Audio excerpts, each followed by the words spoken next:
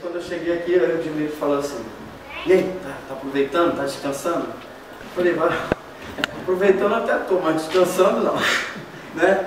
A gente não descansa, porque quando a gente tem um comprometimento com a palavra de Deus, não tem como descansar, né? E a gente diz assim: quando Deus me der oportunidade, né? Tem gente até que ora: Deus, coloca alguém na minha frente para me falar da tua palavra. Mas as pessoas estão à nossa frente a todo momento, é só a gente querer abrir a boca e falar, né? Esses dias mesmo a gente recebeu um pastor missionário lá da Bolívia, ele foi lá na igreja, na quinta-feira antes de eu vir para cá, e ele estava falando sobre o trabalho e tal, como ele foi chamado e tal. Ele disse que quando ele era muito novo, ele trabalhava ali perto da Praça 15 ali, aí ele querendo falar de Deus e tal, aí ele foi falando, sentou num banco assim, aí ele falou assim: Senhor, eu quero falar da tua palavra para alguém, me usa para alguém, coloca alguém aqui do meu lado. Aí ele foi e falou: irmão, para que eu fui orar desse jeito? Ele disse que de repente sentou um homem do lado dele, aí ele foi e ficou assim: não, Senhor, se o Senhor realmente quer que eu fale, vai levantar e vai vir o outro. Né? Querendo, né, fazer prova com Deus, né? Deus já tinha colocado o homem ali, ele duvidou ainda. Aí ele disse que foi, ficou ali, mas aí Deus começou a falar com ele: fala para ele, você não pediu, ele está aí, fala com ele. Ele disse que já era um senhor de idade. Aí disse que ele começou a olhar para o moço assim, aí de repente ele foi e falou: olha, moço, Deus colocou o senhor aqui do meu lado. O cara ficou assim: foi Deus que colocou o senhor aqui do meu lado, porque eu estava aqui, eu orei para Deus colocar alguém aqui, porque eu quero falar para o senhor que Jesus te ama, e que ele morreu para te salvar e tal. Aí ele disse que o cara começou a chorar. O cara começou a chorar, ele: ai meu Deus, o que eu vou fazer agora? Esse homem chorando aqui do meu lado, não sei o que eu falo para ele. Ele disse que era jovem ainda, devia ter uns 18 anos mais ou menos. E aí Deus começou a usar ele falando da palavra para aquele homem. Aí o homem começou a falar para ele: olha, se você não aparece agora, eu ia me jogar na frente daquele ônibus que está passando ali agora, porque eu vim para dar um fim na minha vida, porque a minha vida está assim, assim, assim. Quer dizer, o homem estava disposto a se matar, e Deus colocou do lado dele para ele falar. Então não tem tempo para a gente falar da palavra de Deus, né? E o Dimitri disse, né, que está falando, vocês estão estudando o livro de Atos, e é um livro que eu também amo, até porque o livro de Atos fala disso aqui, ó: formação da igreja, a igreja que se reunia nos lares, que se reunia também nas igrejas, nos templos, né? Eles estavam se reunindo naquele momento, eles arrebanhavam as pessoas, como nós fazemos hoje, chamamos de célula, pequenos grupos. Lá na igreja a gente chama de rede, como tem também a rede base, né, na igreja, né? Então a gente também chama de rede, mas tudo isso parte desse princípio bíblico que foi estabelecido aqui, né, nos evangelhos, com Jesus Cristo estabelecendo a igreja. No livro de Atos a gente vai ver essa igreja se movimentando e crescendo com uma força muito grande. A gente vai vendo a igreja se multiplicando de uma forma sobrenatural, e por isso essa ideia de pequenos grupos, ela funciona, porque ela nasceu no coração de Deus, né? Esse grupo aqui é uma partícula, é uma célula de uma igreja mãe, que, né, tem todo um ministério, tem toda uma cobertura, né, do pastor Carlos Alberto, não é isso? Que é um homem de Deus, amo ele demais, conheço, né, uma benção. E Deus está nesse negócio. Coisa regrada que havia no judaísmo, mas não, é uma ideia nova de salvação em Jesus, que é o Filho de Deus e tal. Então as pessoas foram se achegando, e elas viam e elas experimentavam o agir sobrenatural de Deus em cada lar, em cada reunião, em cada ocasião. Havia a manifestação do Espírito Santo de Deus.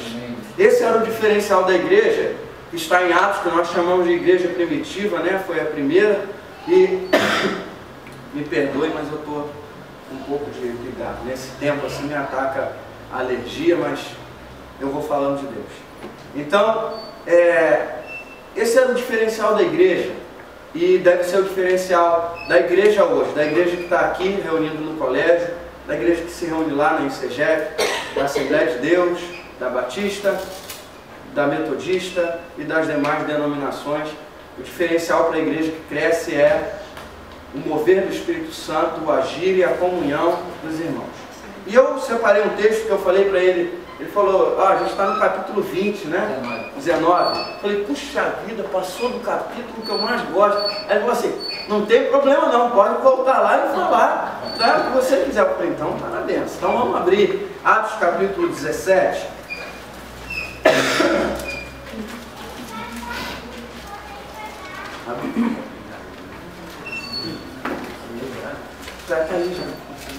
Essa aqui é minha esposa, né? Para quem não sabe, a Valéria é minha esposa. As duas bênçãos que estão ali no parquinho são meus dois filhos, né? Um casal. E minha mamãe que está lá também tomando conta deles, né? Esse texto me chama muita atenção.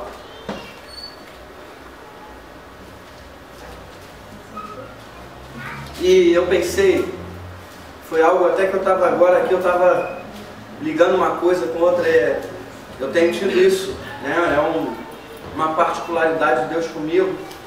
Todas as vezes que eu estou ministrando a palavra de Deus e Deus começa a me revelar coisas diferentes, coisas novas, e eu vou inserindo dentro daquilo que eu já me preparei para falar, aquilo que Deus já colocou no meu coração. Mas existem coisas que acontecem no momento, porque eu creio que Deus vai direcionar para a necessidade de quem está aqui hoje. Então, uma coisa que eu quero falar para vocês, não pensem no momento da palavra. Fulano tinha que estar aqui hoje. Fulano, essa palavra era para ele, era para ela tinha que ouvir. Meu irmão, você tem que ouvir. Amém? Amém. Diga comigo, eu tenho que ouvir essa palavra. Amém. Vamos falar vocês. Então eu estava aqui, enquanto a gente cantava, e eu estava ligado já na palavra. Esse momento que nós vamos ler aqui já, daqui a pouco, tem muito a ver com tudo isso que está acontecendo aqui. Tem muito a ver porque nós vamos falar sobre filosofia. Eu não vou dar aula, não sou professor de filosofia, mas vou falar um pouco de filosofia. E esse lugar que a gente vai ver aqui na Bíblia, chamado Areópago, na colina de Marte, ou na colina de Ares, né? Ele era um lugar onde os filósofos se reuniam para falar da palavra de Deus, para falar de religiões, de filosofias, discutir a respeito de todas as filosofias, das religiões que surgiam, das coisas que estavam acontecendo na cidade. Era um lugar, como se fosse um lugar de debate, né? Um lugar de debate e de estudos, de estudiosos e tal. E a gente está numa escola, um lugar onde são ensinadas filosofias, ideias, um lugar onde forma caráter. A escola forma caráter, porque na escola se aprende muita coisa. É claro que a educação, como diz o ditado antigo, né? A educação se traz de casa, né? Não é a igreja que vai educar, não é a escola que vai educar. A escola vai dar sim uma educação cultural, né? Mas bons costumes geralmente se aprende em casa. A gente vê que às vezes escolas boas, como essa escola aqui, que é uma escola boa aqui no bairro Campo Grande, mas nós vamos ter muita criança mal educada, muito adolescente mal educado, muito jovem mal educado, e muitas das vezes instruído, inteligentíssimo, tira boas notas, mas é mal criado, é mal educado, né? Então, por isso dizem que a educação se traz de casa. Mas a escola é um lugar de estudos, é um lugar de conhecimento. Então, até o mistério de Deus nisso, nós vamos falar sobre isso hoje. O lugar de estudos, a revelação de Deus. Fala para o teu irmão, no lugar de estudos, a revelação de Deus. Bem, Atos capítulo 17, versículo 16. Quem achou aí, diga amém. Amém.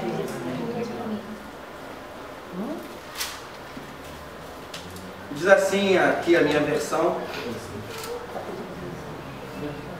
e enquanto Paulo os esperava em Atenas, o seu espírito se comovia em si mesmo, vendo a cidade tão entregue à idolatria, de sorte que disputava na sinagoga com os judeus e religiosos, e todos os dias na praça com os que se apresentavam.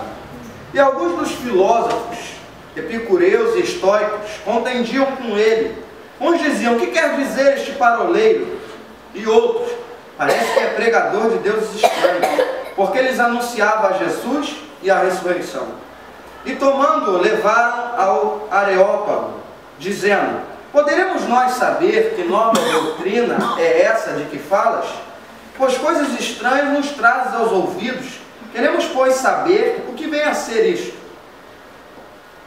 Pois todos os atenienses e estrangeiros residentes de nenhuma outra coisa se ocupavam senão de dizer e ouvir alguma novidade. E estando Paulo no meio do Areópago, disse: varões atenienses, em tudo vos vejo um tanto supersticiosos, porque passando eu e vendo os vossos santuários, achei também um altar em que estava escrito: ao Deus desconhecido. Esse, pois, que vós honrais, não o conhecendo, é o que vos anuncio. O Deus que fez o mundo e tudo que há nele, sendo o Senhor do céu e da terra, não habita em templo feito por mãos de homens, nem tampouco é servido por mãos de homens, como que necessitando de alguma coisa, pois Ele mesmo é quem dá a todos a vida, a respiração e todas as coisas. Amém, queridos? Amém. Esse texto é muito rico. Ele traz muitas revelações, muitas ideias. Mas eu separei alguma coisa para a gente falar a respeito desse texto que tem me chamado a atenção, que é sobre os filósofos. Nós vemos aqui duas linhas de pensamentos totalmente diferentes. O Epicuro, que foi um filósofo que viveu aproximadamente 300 anos antes de Cristo, e outros, Zenão, que foi o fundador do estoicismo, que eram os estoicos, aqueles que acreditavam nele, que também era contemporâneo aí de Epicuro, viveu na mesma época. Hoje, ainda, nós vemos esse tipo de coisa, Nós vemos o epicurismo muito presente na nossa sociedade, também o estoicismo muito, muito presente. Vamos ver hoje que isso também está presente no meio da igreja. De repente você pode estar pensando: pô, vim aqui ouvir a palavra de Deus, você está falando de filosofia, mas você vai ver que Deus vai te revelar muita coisa hoje. Tudo que acontecer é porque Deus quis assim. Ah não, isso deixa assim mesmo. Para os nossos dias, vamos trazer para os nossos dias, é a ideia de, eu acho que é Martinho da Vila, deixa a vida me levar, a vida leva eu, não tem um negócio desse? E hoje tem muito crente com esse sentimento: ah, deixa que a vida vai me levando, deixa que eu vou vivendo como é para viver, Ah, vamos lá, deixa para lá, o que tiver de ser será, o que tiver de acontecer vai acontecer, O que Deus achar que tem que acontecer na minha vida, vai acontecer. E ao mesmo tempo eles traziam em si também a ideia de sofrimento, e de que a dor não é tão ruim, que o mal não é tão ruim. Na verdade eram pessoas acomodadas, pessoas que não queriam nada com nada, estavam presas a isso, então diziam: não, vamos ficar por aqui mesmo, deixa do jeito que está, não mexe com isso não, Deus está querendo assim, vamos levando. E já os epicureus eles já pensavam totalmente diferente. Então Paulo está viajando, está passando pela cidade de Atenas, e ele começa a ficar incomodado, porque ele vê a religiosidade, a idolatria, ele vê muitos deuses. Boa noite. Ele vê muitos deuses, ele chega naquele lugar, no meio daquilo tudo, daquela mistura, daquela confusão religiosa, idolatria e muita coisa acontecendo. O que eu vou fazer? Como eu vou falar política? Então ele começa a combater, ter debates na praça pública, ele começa a falar de Deus, que ele abre a boca, porque ele não consegue, aquilo começa a incomodá-lo. Aquilo incomoda Paulo de uma forma que ele não consegue ficar calado, ele tem que falar alguma coisa. Então isso vai abrir uma oportunidade para ele estar diante desses homens. E quando ele chega lá, ele vai usar justamente aquilo que era o ponto forte deles, aquilo que eles acreditavam ser o ponto forte deles, que era a religião. Ele vai usar isso para entrar no meio deles e trazer a revelação da palavra de Deus. Hoje nós estamos vivendo uma sociedade cheia de epicuristas, cheia de homens estoicos também, que seguem sem saber essas doutrinas e essas ideias. Dentro da igreja existem pessoas pensando desse jeito. Não, eu estou aqui dentro da igreja porque eu quero uma satisfação pessoal. Eu estou dentro da igreja porque eu ouvi dizer que Deus é abençoador. Eu estou dentro da igreja porque Deus faz tudo pelo homem. Eu estou vendo aí que Deus faz milagre.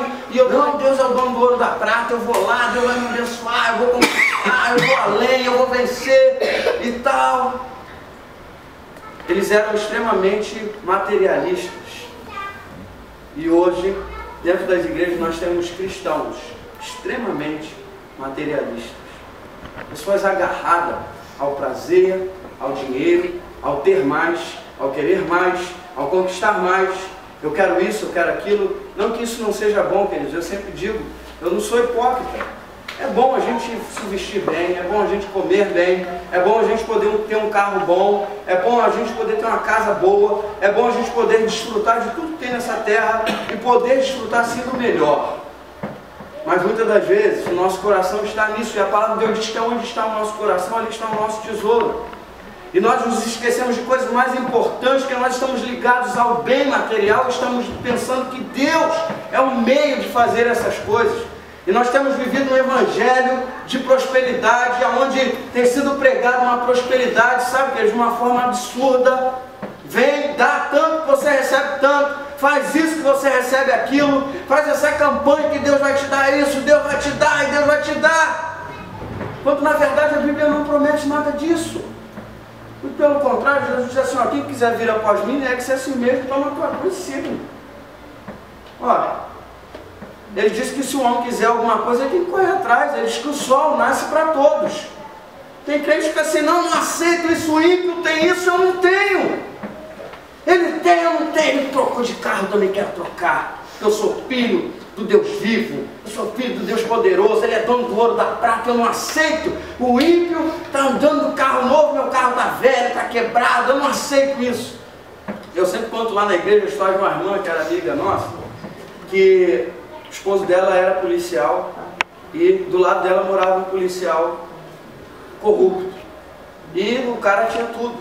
O cara tinha tudo. O que saía de novo, os filhos dele tinham. Saiu o Xbox, não sei o que, o filho tinha. Mas isso já tem muitos anos, nem tinha Xbox. Na época era Nintendo, Atari, para você ver, né? Então, ela dizia, ó, aí ele comprava. Aí bicicleta agora ele comprava. Aí não sei o que, comprava. Aí, numa dessas, os filhos dele começaram a andar com bicicleta nova e tal. Ela foi e falou para o marido dela, eu não aceito o filho do ímpio. Ele é filho do diabo, e ele tem, os meus filhos não têm. Tu vai comprar a bicicleta, tu vai comprar. O marido foi lá, comprou a bicicleta para os filhos dela, né? E passados-se alguns meses, ela entrou numa prova, não conseguiu pagar a bicicleta, a coisa começou a apertar e ela chegou no círculo das irmãs. Irmão, ora comigo, pelo amor de Deus, estou passando um aperto terrível lá em casa e tal, está faltando até para comer, irmão, porque a gente comprou essa bicicleta, a gente se enrolou toda. Deus mandou ela comprar a bicicleta? Não, ela comprou porque quis. Tem crente que se mete na prova porque está vendo que o outro tem, aquele tem, e a gente está vivendo uma sociedade ativista, e a coisa, sabe, está uma coisa terrível. Então a gente vê alguém crescendo, então a gente quer também, a gente se liga naquilo, eu quero, e a gente enfia os pés pelas mãos.